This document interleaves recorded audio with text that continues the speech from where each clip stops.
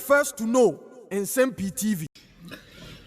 Akwesi Aferi Diodu Malik, aka Bulgaria, aka Blind Historian. Na you can't blind historian na yenya yenim abrante a sebsebi nani efra na ontimi ehu ade nemum kakra nyame na doma nam se waben na wonima de no in terms of politics and sports intino wakwakopi mu University of Ghana wodi ni dwuma na mpempe na ya otaba radio ni TV so ne Ghana fo bedi nkomo na ono so the perspective or answer the opinions on certain issues na afei odi atuja na abranche na no pa wi anwumre a wotie be wone ye bra panyi Paul Addo oye host Good Evening Ghana akwa kodi nkomo na nkomo ni bi anasa question bi by efa baomia ho sese baomia ato ya to abawie baomia na the leader of the MPP now the flag bearer na one ebe baomia running mate na sa question ana Paul Addo etuma abrante friend say Bulgaria say baomia running mate won sensem no say na eniema echo na it will shock you edian Bulgaria boy. People that you were coming into the studio today were very excited and they said I should ask you that who is the best person for running mate if you won't do it yourself. I don't know whether you are 40 yet. Yeah, no, I'm not 40. So you are not qualified? Yeah. By age? Yeah, I'm not qualified. Okay, but with the running mate question, what do you think? I think that one, I will give it to the flag bearer himself. Yeah, we know that. But I don't know whether you had a story in Parliament today where there was conversations I think maybe if I'm considering and I'm considering Ashanti region, I'll go for the energy minister. Why? Because I think he is a very strong person in the Ashanti. He's a traditional Ashanti, and I think he has a strong backing when it comes to Ashanti politics. So he cut across President Kuffour and both Addo. So I think I will consider him. You consider, but you won't consider, say, the chief of staff. Why? She is also good, but I think she is more of Accra than Kumasi.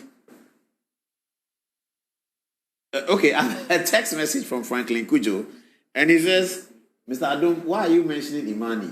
I get paid when I get invited abroad to speak. I get paid. Franklin Kujo is confirming to me that he gets paid and he's entitled to get paid. This is very useful. He's going to express his intellectual resource. Okay, he said, when we organize events sometimes, we pay panelists. These two scenarios are different from paying anyone to vote. Voting is not a service rendered, but a right exercise. Yes, Franklin, they are not paying them to vote. They are paying them to come to the voting center and facilitating their transport. It's not vote buying. It's not. It's facilitating the movement of voters. It is not vote buying.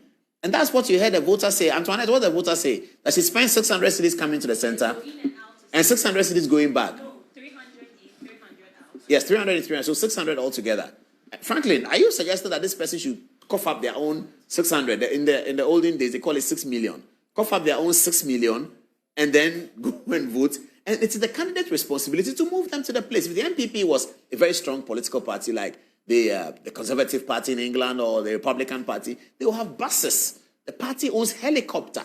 They have buses. They have great headquarters. They have resources. They have computers. They deploy all of this at the disposal of the presidential candidate. So if the MPP doesn't have buses, they are not a strong political party because we're only allowed to start democracy in 1992 when the Republican Party has been in existence for 200 years, so they are bigger.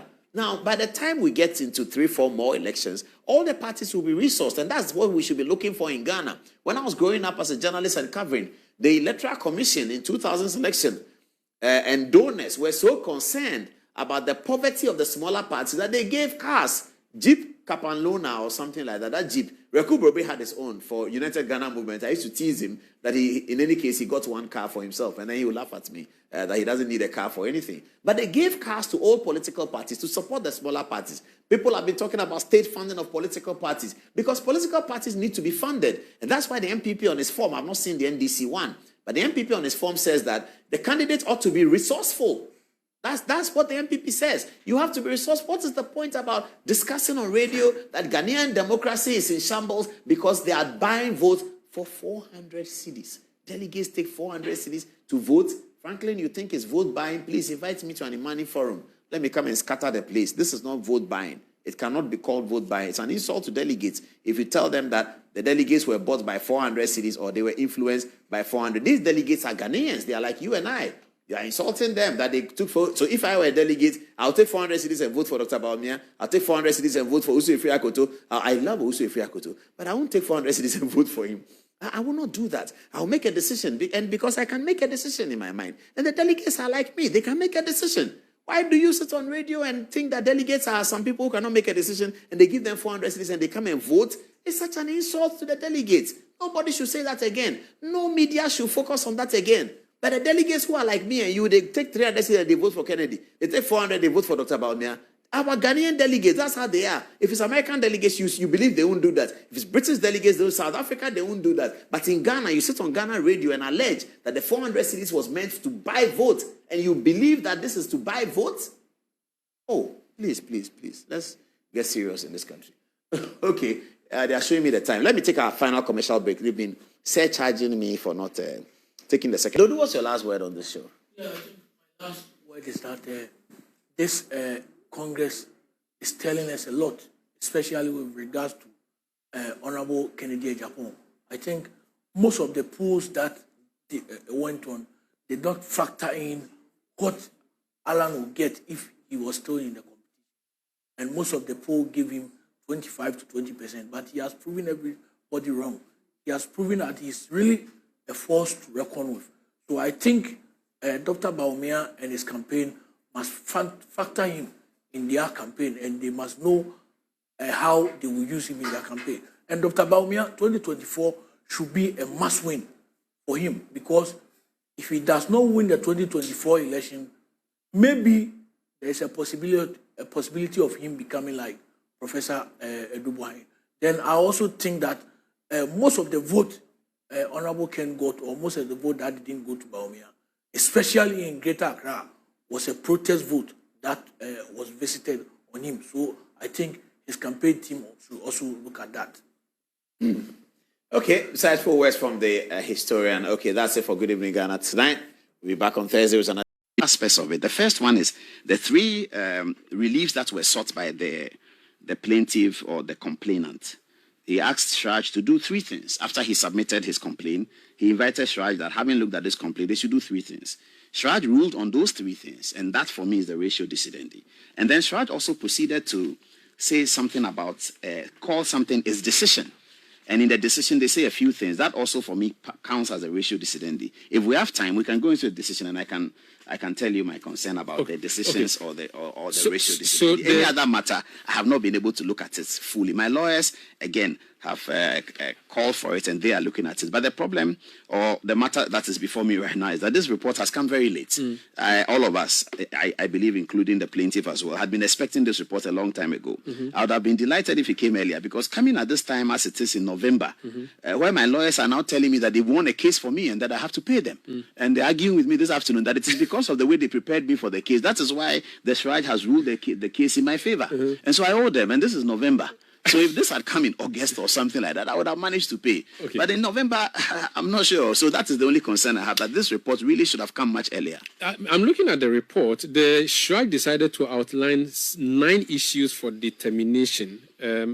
I think the controversial one was whether or not you acted outside your remit. And Shraj has mentioned there that your job as board chair is not to be involved in the day-to-day running of a company like that.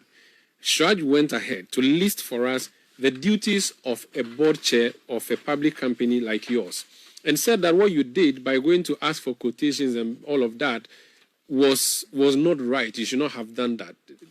What's your response to that? I see that in the decisions. They put there in the third paragraph of the decisions. It's on page 53, the last page. It says the respondent, being Paul Adomochi. Which page are you reading? I'm reading page 53, the last page. Okay. It says the respondent, referring to Paul Adomochi, should desist from interfering in the day-to-day administration of the GACL and leave same to management. I saw that. Now, there was a matter before Shraj, which is to say that there was a Christmas tree procurement or non-procurement or a Christmas tree purchase that had something wrong with it. Shraj were requested to investigate the Christmas tree. That's the matter that was before them.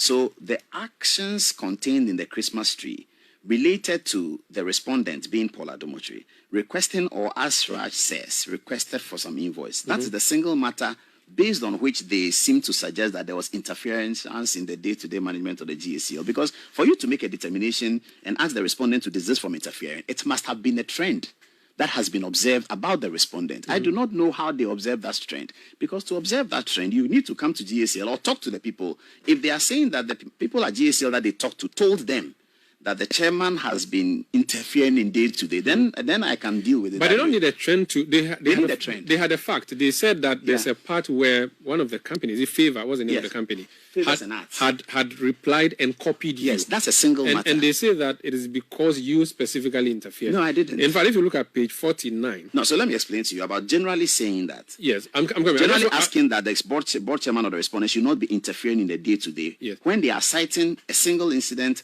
of some invoice being addressed to him. Yeah, but they said it's because you were involved. They found that you were directly involved. And I'm not sure they needed a trend to prove that you have been involved okay, so then they in at least one case. Yes, it's one case. But what they've written in 3 is that he should desist from interfering in the day-to-day administration of the company. So they are referring to that one incident. So then let me come to the one so incident. You're saying that it's one. They shouldn't generalize it. Yeah, you can't generalize it. I mean, I'm not saying that is what it will be. You can't generalize one instance. And that one instance itself is not correct. Yeah. And I'm happy to talk about it. So let me read it before you respond. Yes. 49, page 49 of 53. The respondent is you. Yes. Partly interfered in the procurement of Christmas. Yeah, they said partly. They say you partly interfered in the procurement of Christmas inspirations by the Ghana Airport Company Limited in 2021 by making demands for invoices.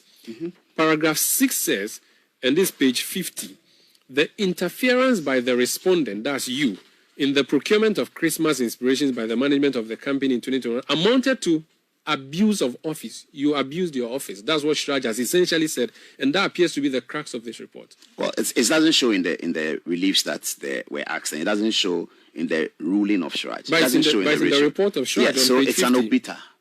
It is an obiter. It is not the ratio, but I'll deal with it. So you're saying this is an opinion? Yeah, it's an opinion of Shraj. Clearly, if it was not an opinion, that's what obiter. Everybody can check. It was not an opinion. They'll put it in the ruling. It's an opinion that they express, and that opinion can be challenged. So let me deal with it. Now, the board charter of the GACL is clear. It requires the board to have a certain oversight responsibility over the management. In doing so, you will request for documents from the management. And why this happened was that at the time I had just become board chairman, and I was told that a certain figure was going to be expended on the Christmas tree, a very substantial figure. And I said, no, you can't spend that. You can't spend that on Christmas tree. People should sponsor Christmas tree. You cannot do that. And then they said the time was, I said, no. The ceiling of what you can spend is X. Let me see the invoices. That's what happened. I don't know. So that's how you were copied? Yes. I didn't ask anybody to copy me, but during the meeting, I said I wanted to see the invoice. This is a meeting of management, and I happened to be there just last week. There was a meeting of management that we participated to resolve issues, especially where money was to be spent. And I don't understand how a board that should naturally have a review jurisdiction over management cannot ask for documents like invoices where public money was going to be spent. I don't know whether that act represents interference of the day-to-day, because that's the responsibility of the board of directors of the company. They have a fiduciary. That's what the law says. They outline for you what you should do versus what the CEO should do. They would have no difficulty if there was a CEO who did this. But you as board chair, they thought you were overreaching your but bounds. The CEO is part of the board and is part of the management. Yes, so he leads the management. So CEO comes and says, we are going to spend this amount of money. And I say, hey, no, you can't do that. You can't spend this amount of money on Christmas trees. He said, well, but we don't have what to do. I said, well, we need sponsorship. So I got sponsorship, and I don't know whether they captured it. We got a letter from a company to sponsor the Christmas trees, part of it.